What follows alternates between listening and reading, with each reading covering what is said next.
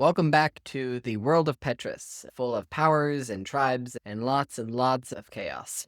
We are continuing my Come World Build With Me series, where we are exploring different elements of the world building process and looking at narratively the history of the world of Petrus as I write the scriptures for this world. If you'll remember, we've got the 6 tribes of Petrus, and each of them have a different power based off of the crystal in their chest. We've got the Abelis, who have mind powers, the Veridans, who have nature-based powers, etc., etc. And right now we are in the second age, which is essentially, in Bible timeline terms, basically between the fall and the flood. So that pre-flood world is currently what we're exploring, which has been super fun to try to kind of figure out what this looked like, showing the wickedness and evil, which ultimately leads to the, not a flood, but a fire for this world. And it has been super interesting, to say the least. If you'd like more information on anything I just shared, basically, I have a video covering each of those elements. But if you'll remember from last time, we got to the point where the Abelis, who have mind control powers, have united all of the other tribes under their rule, all except the Rebum, as we mentioned last time. And so these tribes are all united and worshiping Modsu, the god, the wicked demon of wisdom. And yet, if you'll remember, we actually have 5 gods for this world. Well,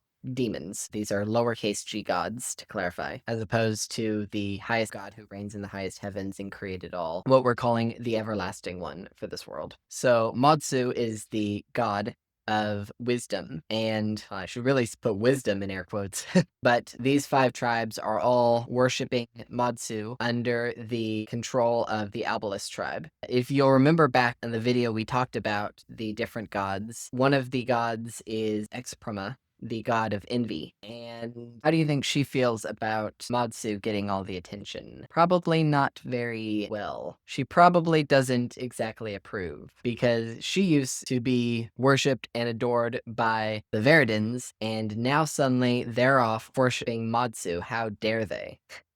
So what happens next narratively is that Exroma, the god of envy, forges a covenant with a wicked Lutius man named Lero. And if you'll remember, the Lutius have creativity and ingenuity powers. So basically super smart and super creative. Well, one or the other, really. And so Exroma and Lero make a covenant. And with Exroma's power, he is able to manipulate people and get one of each of the 6 crystals. So if you remember, everyone in this world has a crystal in their chest, which is giving them their powers. I've already established that no one can take someone else's crystal, but they can willingly surrender it. And if someone dies with their crystal outside their body, it becomes untethered and significantly more powerful. But if someone dies with their crystal in their chest, then the crystal darkens with the body. With Exroma's help, Lero is able to manipulate and convince someone from each of the tribes into surrendering their crystal, which he uses to make the Curse of the Fractured Seven, which basically creates this massive storm where everyone it strikes can only see the worst in each other. Where when you look at someone, all you can see is the wicked and the bad things they've done, none of the good things. No memories of anything good, just all of the evil. And this just fuels more and more bitterness and hatred and division. And the Curse of the Fractured Seven begins to spread across the lands of Petrus, striking people and causing each person to be consumed by hatred and bitterness. So this obviously creates significant chaos and destruction and death as the world becomes divided in hatred of each other. But because the Abelis had never been able to subjugate the Rebum, they became the outsiders to the other 6 tribes. And because the Rebum were so powerful, because they had limited powers of creation and matter manipulation, this causes the other tribes to become united in hunting down and killing the rest of the Rebum. And so while a remnant few remain, basically the entire tribe of the Rebum are completely wiped out because of the Curse of the Fractured Seven and the amount of power that the Rebrum actually had, which, in all honesty, outside of the story point of view, the main reason I did that was because I wanted the tribe to exist, but also it is a little too powerful, a little too overpowered, and being able to create things opens up way too many plot holes and potential avenues, whereas I work best with limitations, as I talked about in the video where I chronicled all the different tribes. So having the Rebrum basically hunted out of existence in the history of the world made it so where I could have my cake and eat it too, essentially. So, sorry, Rebrum, but gotta do it for the plot purposes. Jumping forward in time, essentially what I'm going to do is that there will be a very small remnant of Rebrum left, and they will become a part of the Blatia tribe, which is the basically warrior tribe with all strength-based powers. So they'll intermarry, and over time, the Rebrum gene will become a recessive trait, and every once in a while, you might get a Rebrum born with the creation and matter manipulation power. Every once in a while, one pops up every few generations, but everyone else is just a now Blatia. But back to where we are now in the Second Age. Everyone hates each other, can only see the worst in everyone else. The Abelis are still controlling a lot of people, but there's also just complete chaos. The wickedness has reached its height. The wicked gods are rejoicing in glee as everyone worships them, and the Rebrum tribe has been decimated and hunted nearly out of existence by the wickedness of the other tribes. So, fun. Everything is going great right now. Don't you love it?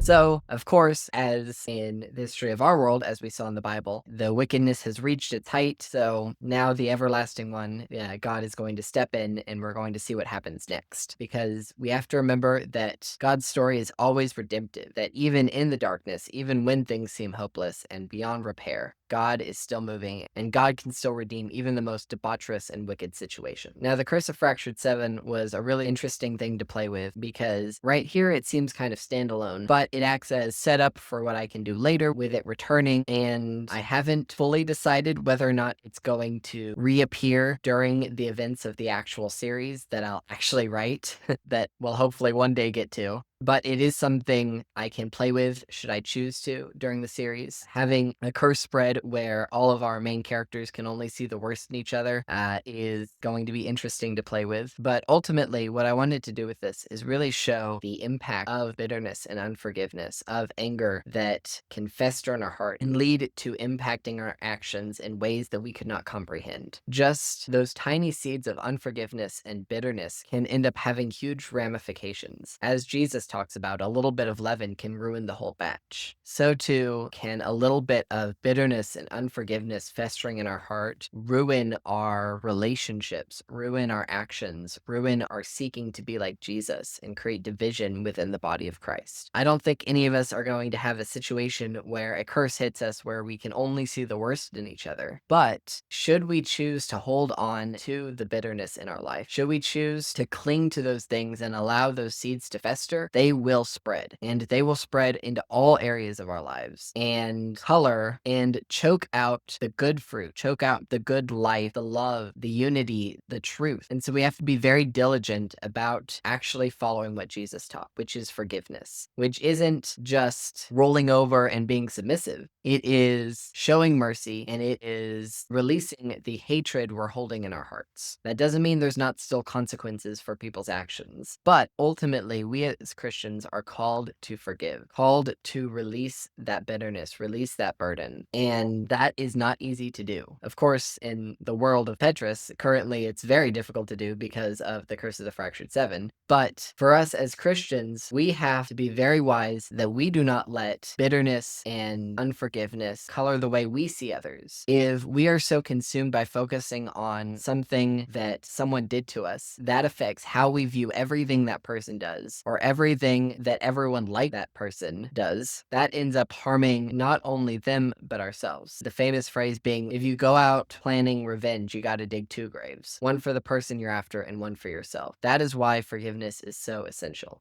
And right now, things are looking pretty rough in Petrus, and they could use a little forgiveness and a little bit of God's truth. So join me next time where we tackle what happens next and where we finally start to see a bit of redemption. But before I go, I'd love to hear in the comments, let me know what you thought, where we are in the story. Let me know if you've had any situations where God has taught you the power of forgiveness. And let me know if you have any thoughts or ideas or suggestions for how I should best portray this point in the world building process for Petrus and what you think should happen next. I'd love to hear all your thoughts, comments, and suggestions, and I'll see you guys next time.